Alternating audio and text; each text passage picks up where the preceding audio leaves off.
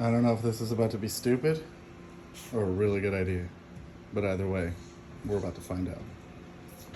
Okay, this is about to get a lot stupider. Yes, it's stupider. There's a hole in the PACKOUT. Now what?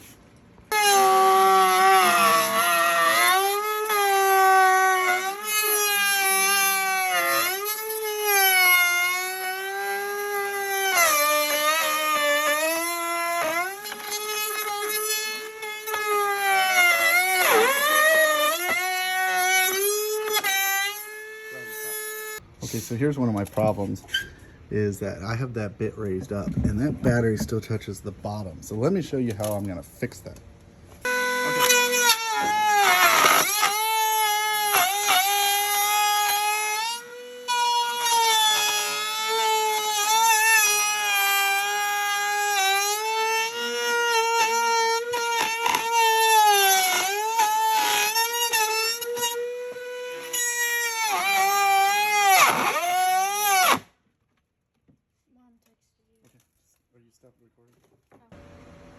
So the router plates and the routers inside of here. One big problem that I've had, and I've had it from the beginning, is that if you have the router down really low, long bit, whatever, or big battery, you can't use anything other than this 3.0. You can't use this 8, but I'm gonna use this 12.